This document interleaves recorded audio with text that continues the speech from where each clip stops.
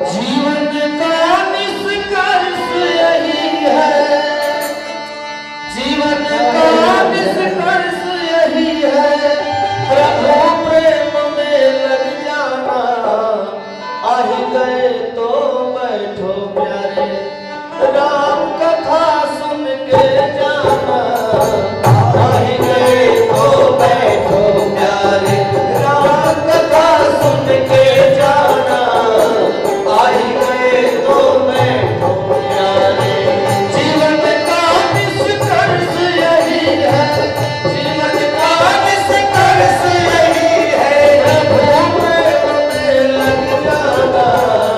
आ ही गए तो बैठो प्यारे, राम कथा सुन के जाना।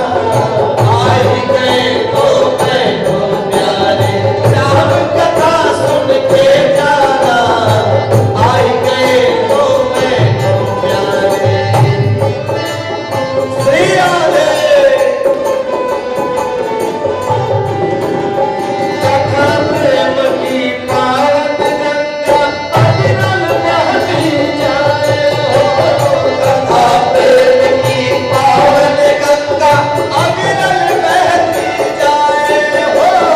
भक्ति भाव की शीतल लहरें अंतः तक टकराए हो। भक्ति भाव की शीतल लहरें अंत तक लहराए हो।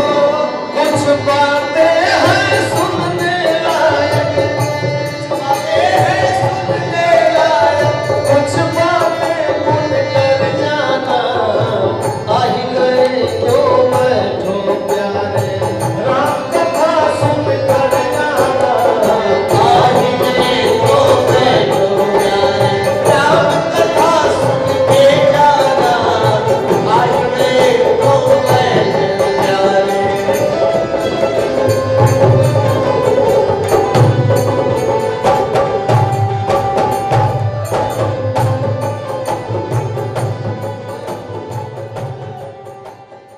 सुखदेव जी महाराज,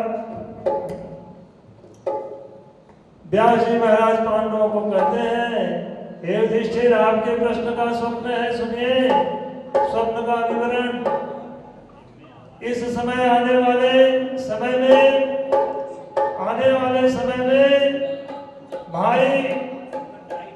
भाई में बंटवारा हो जाएगा, घर खेत बढ़ जाएंगे, सीमा के लिए विवाद होगा, देश से डांड जोतने में डांड के लिए घर भाई से झगड़ा होगा, पहले सब कुछ बढ़ जाएगा, हाथी निकल जाएगी, पोष अटक जाएगा।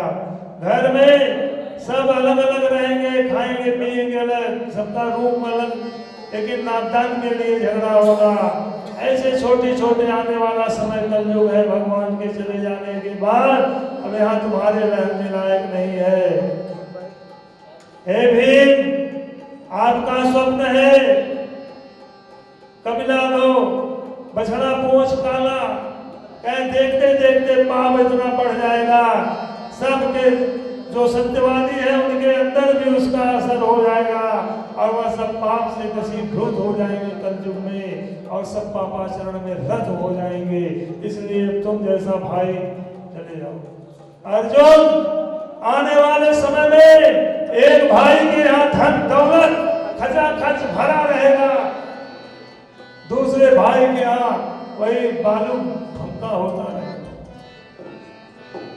कुछ नहीं रहेगा। उसमें बच्चे अन्न के लिए वस्त्र के लिए तड़पेंगे, और एक भाई के यहाँ फालतू निरर्थक बहुत खर्च होगा, फिर भी भाई को भाई के प्रति दया नहीं होगा। आने वाले कलयुग में यही सब होने वाला है। कलयुग ने कैसी उल्टी गंगा बहा रहा है, कलयुग कैसी उल्टी गंगा बहा रहा है, कलयुग कैसी उल्टी, कलयुग कैसी उल्टी गंगा बहा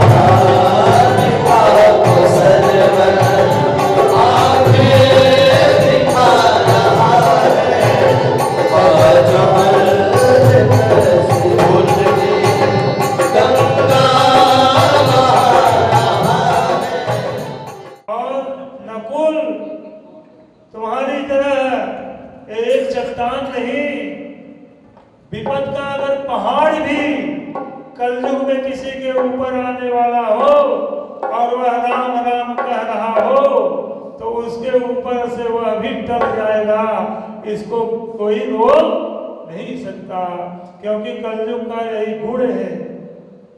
आगे ऐसा सब सोचकर, सब सपनों का निराकरण करके पांचों पांडव महाराज परीक्षित को राज्याभिषेक करके सब घर द्वार छोड़ के स्वर्गारोहण के लिए निकल दिए। घर छोड़ दिए कि अब यहाँ रहने लायक है नहीं, अब यहाँ रहने से कोई लाभ नहीं है, इसलिए अब हम चलते हैं।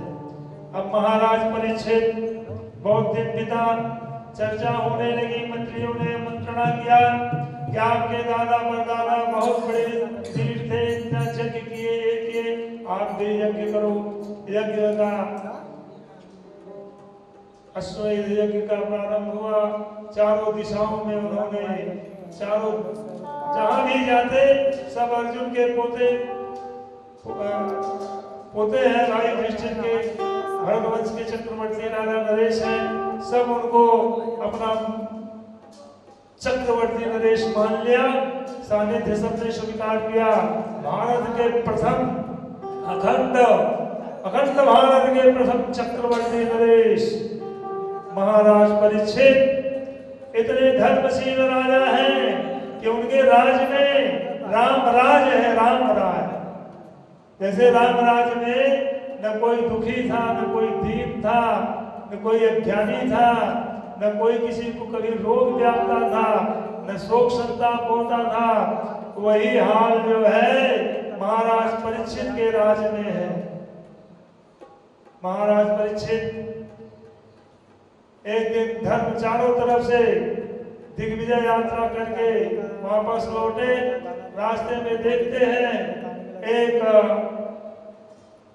राजा रूप भेष बनाया हुआ और एक बैल पैर पर चलते हुए, क्यों?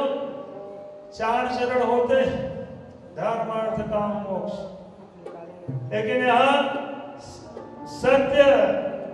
सत्य को महाराज हरिश्चंद्र ने वरदान मांगा था कि कोई भी जुगा जाए, सत्य रहना चाहिए महाराज। तो 4 से जो पैर हैं सत्य का, 3 जो है और 3 लोग उसमें चले गए। सतयुग त्रेता सतयुग में 4 पैर से रहते हैं, पूरा धर्म और सत्य और उपकार, 2 चीज हम देखिए इधर उधर हो रहा है, आएगा फिर। 4 पैर पे धर्म चलता था, सत्य पे है सिर्फ 1 पैर पर, उसे मार कौन रहा है? राजा भेष में एक काला घोड़ा पे बैठा हुआ डंडे डंडे मार रहा है, पैर से मार रहा है। महाराज परीक्षित इस सीन को देखते ही तुरंत, कौन है दुष्ट शांडाल कहेगा, तेरी हिम्मत कैसे हुई मेरे राज में गौ को मारने की? बहुत जोर से धिक्कारते हैं। तुरंत वहां कलयुग आकर हाथ जोड़ के खड़ा हो जाता है। महाराज, जब से भगवान श्री कृष्ण यहाँ से गए हुए हैं तब से मेरा योग चल रहा है, मैं कलयुग हूँ, लेकिन आपके यश, आपके पताका, आपके कीर्ति, आपकी धर्मनिष्ठता, आपकी लोकप्रियता इतनी है कि जहाँ आपका नाम लेने से ही सब हो जाता है। ऐसे प्रजाओं में मेरा कोई काम तो नहीं चल रहा है। मैं अपना भोग भोगूं तो कैसे भोगूं, मुझे इस जगह चाहिए। ठीक है, तुम मांगो, कौन कौन सा जगह चाहिए? महाराज आप ही दे दो। तो उन्होंने सोचा चलो जो निरर्थक स्थान है उसी को सब दे देते हैं। चले जाओ बेश्या, जहाँ वृत्ति होती हो, जहाँ शराब होता हो, जहाँ जुआ खेला जाता हो, ऐसे दुष्कर्म जहाँ होते हो, जहाँ झूठ का ही सहारा लेकर लोग जीवन बीतते हो, वहाँ तुम चले जाओ। कहे महाराज एक जगह मेरे कहने से और दीजिए। कहे ठीक है, कितना बोलो? कहे स्वर्ण में दे दीजिए, सोना में। तो सोने में भी वास पा गया। राजाज्ञा से कलयुग को 5 स्थान मिल गया। सोना पहने हुए थे हमारे महाराज, सोने का मुकुट पहने हुए थे, उनके सर पे कलयुग की सवारी हो गई। वहां से अहेर करते हुए लौटते समय श्रृंगी ऋषि के पिता समीक मुनि तपस्या में ध्यान अवस्थित तद्गदेन मनसा पश्यन्ति जम योगिनः, उस परमपिता परमात्मा को अपने योग में धारण करके ध्यानावस्थित थे। राजा उतर करके कहते हैं, महाराज मुझे जल चाहिए। ध्यान की अवस्था में समीक मुनि राजा की तरफ ध्यान ही नहीं किया, उनकी वाणी उनको सुनाई नहीं दी। अब कलयुग की सवारी महाराज परीक्षित जो गर्भ में ही परमपिता परमात्मा भगवान का दर्शन कर चुके हैं, ऐसे महाराज परीक्षित की भी बुद्धि उलट गई। तो सर्वसाधारण की बात ही क्या है, सर्वसाधारण की क्या बात, वो कब उल्टी पलटी खा जाए उनका कोई भरोसा नहीं। महाराज परीक्षित वहीं कलयुग मरा हुआ सांप बनकर लेट गया। महाराज परीक्षित अपने बाणों से सभी मुनि के गर्दन में डाल दिया, सभी मुनि के गर्दन में डाल दिया। और एक विद्यार्थी दौड़ता दौड़ता गया, अरे श्रृंगी क्या हुआ मित्र? आज एक राजा गुरुजी के गले में मरा हुआ सांप डाल दिया और दिव्य तेजोमय ब्रह्मतेज गायत्री संध्या वंदन का प्रभाव प्रताप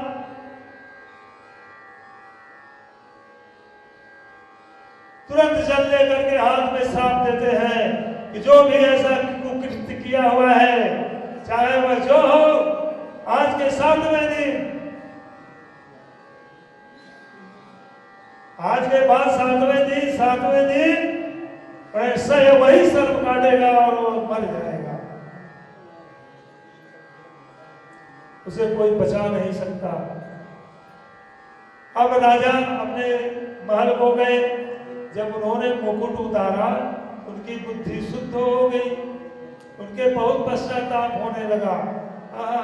आज मुझसे ऐसा दुराग्रह कैसे हो गया, हमने इतनी बड़ी भूल, इतना बड़ा पाप मुझसे कैसे हो गया। अरे मैं बहुत अपने कुल को कलंकित कर दिया, अपने को धिक्कार रहे हैं, मन में ग्लानि हुई है, मन में ग्लानि हो रही है, मैं तो भरत वंश का कलंक हो गया। अब मुझे जीने का भी हक नहीं है, चलो चल के मुनि से मैं माफी क्षमा चाहता हूँ। इतने में मुनि आ गए। अरे राजन महाराज मैं आने वाला ही था आपके पास, नहीं मैं आ गया, चलो क्या बात है। अरे जाके उपाय करो, हमारे पुत्र श्रृंगी ने तुम्हें श्राप दे दिया है, सिर्फ 7 दिन ही तुम्हें रहना है, 7 दिन के बाद तुम्हारा प्राणांत हो जाएगा, तुम इस धराधाम से चले जाओगे, अपना उपाय कर लो। महाराज हाँ श्राप हो गया है, जाओ। तुरंत जन्मेजय को बुलाते हैं, अभी तो 7 दिन है ना, उस दिन को छोड़ के सायंकाल हो गया है। जन्मेजय को बुला लिए, उनका अभिषेक कर दिए राजपाट दे करके, एकदम निर्लेप होकर के, निष्प्रिय होकर के, अपने कर्मों को याद करते हुए और इस दुष्कृति पे जो करके आए थे उस पे पश्चाताप करते हुए चले जा रहे हैं।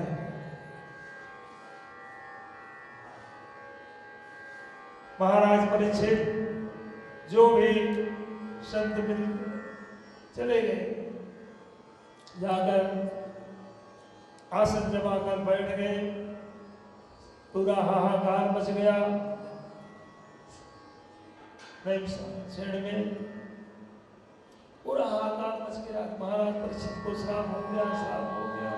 सब ऋषि मुनि वहां सब भागे भागे जाते हैं, लेकिन कोई सब जो भी जाता महाराज परीक्षित उनसे पूछते, हाँ महाराज अंतिम समय में मरते हुए प्राणियों को, जिनको अपने मृत्यु का ज्ञान हो चुका है, ऐसे प्राणी को मरणासन्न अवस्था में क्या करना चाहिए। सब अपने अपने बुद्धिमति के अनुसार उनको उपदेश देते चले गए। उनको संतुष्टि कोई नहीं बता सका। उनके मोक्ष के, उनके इस प्रायश्चित का, उनके इस श्राप का, श्राप से मुक्त होने का कोई भी उपाय नहीं बता सका। तो ब्रह्म शाप से भी प्राणी मुक्त हो जाता है जो श्रीमद् भागवत महापुराण को श्रद्धा पूर्वक सुनता है। कहीं तो गति नहीं है। आज महाराज परीक्षित अनशन व्रत लेके बैठ गए। अनशन व्रत मतलब न मैं खाऊंगा न पीऊंगा, भगवान का राम राम करूंगा, जो होना होगा सो होगा। गुरुदेव व्यास जी की प्रेरणा से सुखदेव जी महाराज का जन्म, उनकी प्रवृत्ति, उनकी वृत्ति एक अलग है।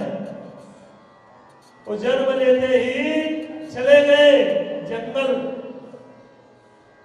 वेदव्यास जी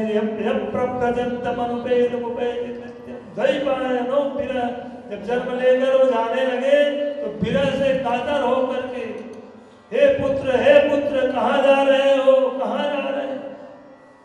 उनके इस कातरता को देख करके वृक्षों ने उत्तर दिया।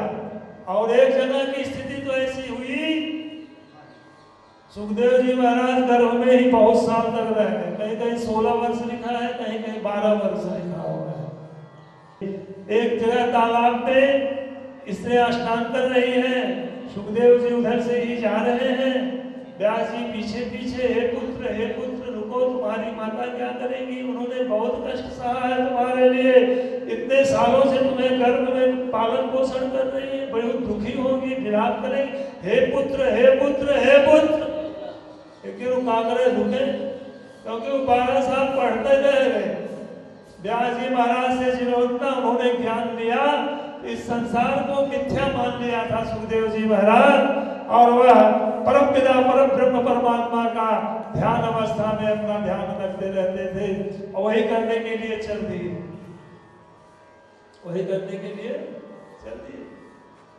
औरतों ने कहा, तो जब औरतों ने सुखदेव जी को देखकर लज्जा नहीं किया और बूढ़े व्यास जी को देखकर जब लज्जा किया, तो वहीं रुक करके पूछते हैं, हे कन्याओं, तुम लोगों ने क्यों ऐसा किया? क्या आपको स्त्री पुरुष का ज्ञान है, भेद है, और आपके जो पुत्र हैं उनके लिए सब, चाहे स्त्री हो चाहे पुरुष हो, सभी भूत प्राणी उनके लिए ब्रह्म समान है, परमात्मा के समान है, इसलिए आप में उनमें यह भेद है। आप वापस लौट जाओ और जहां जा रहे हैं वहां जाए। जब श्रीमद् भागवत महापुराण की रचना कर लिया श्री वेदव्यास भगवान ने, तो अपने कुछ शिष्यों को पढ़ाकर 2 श्लोक, जहां सुखदेव जी महाराज रहते हैं, जिन गुफा में उनका निवास है, उसी गुफा के सामने उनके दोनों शिष्य जाकर के इस 2 श्लोक का गान करते हैं। बरहा पीडम नटवर बपो कर्णयो कर्णिकारं बिभ्रत् वासः कनककपिशं वैजयन्तीं च मालां रन्ध्रां वेणोरधरसुधया पूरयन् गोपवृन्दे वृन्दारणं स्वपदरमणं प्राविशद्गीतकीर्तिः। पहला श्लोक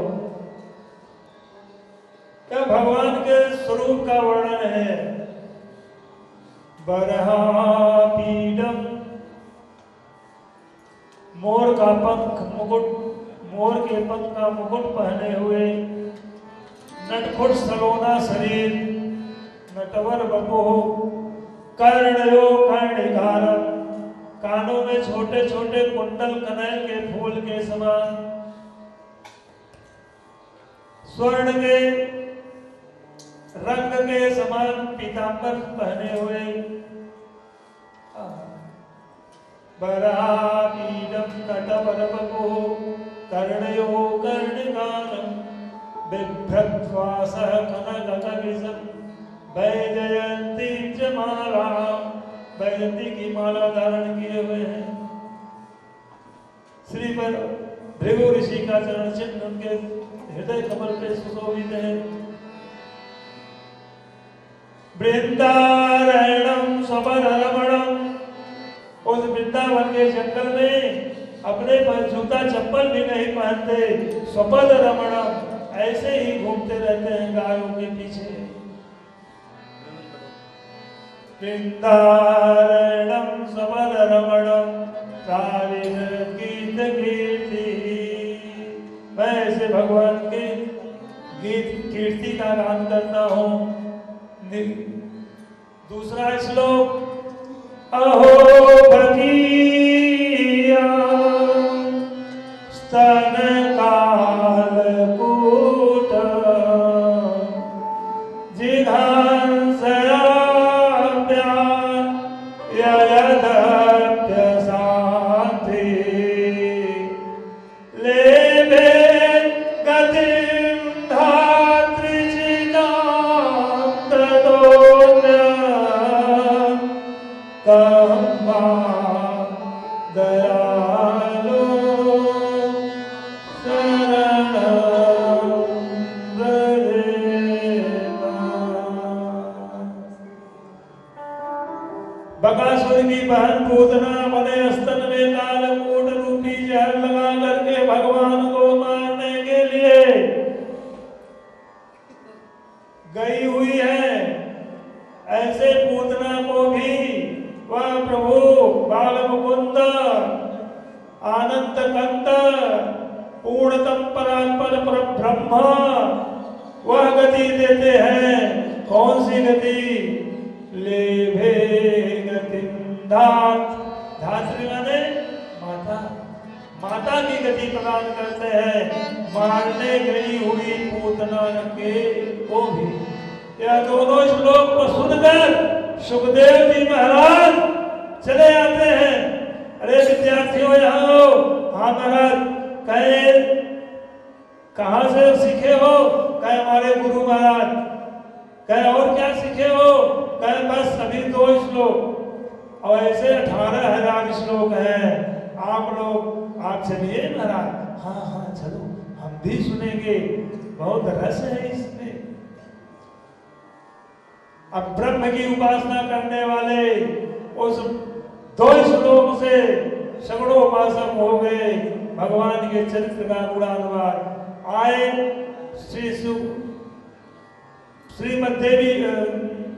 श्रीमद् भागवत महापुराण का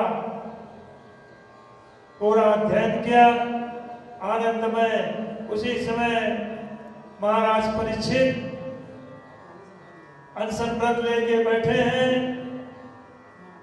व्यास जी की प्रेरणा से सुखदेव जी के कल्याण के लिए, जैसे गुरु और गुरुपुत्रेषु, गुरु और गुरु के पुत्र में कोई अंतर नहीं होता। आत्मा वही जयति आत्मजः, जो आत्मा आप हो वही अपने पुत्र के रूप में आप ही पैदा होते हो। इस दृष्टि से गुरु भाई और गुरु महाराज परीक्षित के तो गुरु सुखदेव जी ही महाराज हैं। वहाँ आकाश मार्ग से दिव्य गति से वहाँ पहुँच गए। सुखदेव जी को वहाँ देख करके सभी ऋषि मुनि, वहाँ जितने भी सप्त ऋषि थे, मुनि थे, सन्यासी थे, तपस्वी थे, बैरागी थे, रामानुजान संप्रदाय, ये सब पहले से है। सब अपनी परंपरा है, गुरु परंपरा। जैसे कुल परंपरा चलती है वैसे गुरु परंपरा होती है। तो अपने कुल गुरुओं का कभी त्याग नहीं करना चाहिए, न कोई हो तो किसी को बनाना चाहिए। गृहस्थ गृहस्थ से ही दीक्षा ग्रहण करनी चाहिए। 4 आश्रम हैं, 4 वर्ण हैं, 4 आश्रम के 4 गुरु होते हैं। ब्रह्मचर्य आश्रम के गुरु जब जनेऊ उपनयन संस्कार होता है, ब्रह्मचर्य की दीक्षा देते हैं, उस समय वह विवाह न करो जीवन भर तो उसी एक गुरु से काम चल जाएगा। और विवाह कर लिया, गृहस्थ आश्रम में चले गए तो आपको फिर गृहस्थ आश्रम का गुरु बनाना पड़ेगा।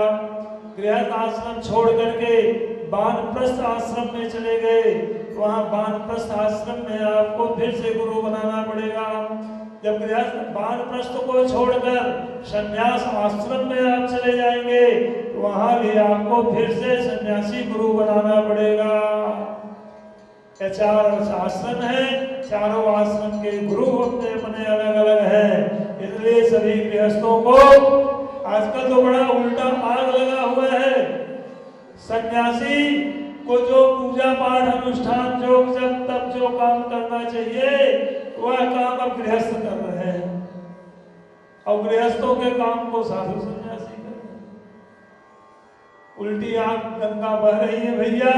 साधु बनना है तो मोह का त्याग करो, वैराग्य धारण करो, राग, तृष्णा, द्वेष, छल, पाखंड। पाखंड का नाम है क्या है?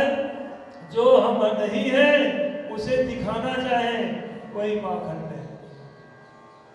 झूठ, पाखंड माने झूठ, झूठ का प्रचार करना मतलब पाखंड का प्रचार करना है। इसलिए आप लोग सब सत्यवादी बनो। सुखदेव जी महाराज प्रकट हो चुके हैं। बोल दे भक्त वत्सल भगवान की जय।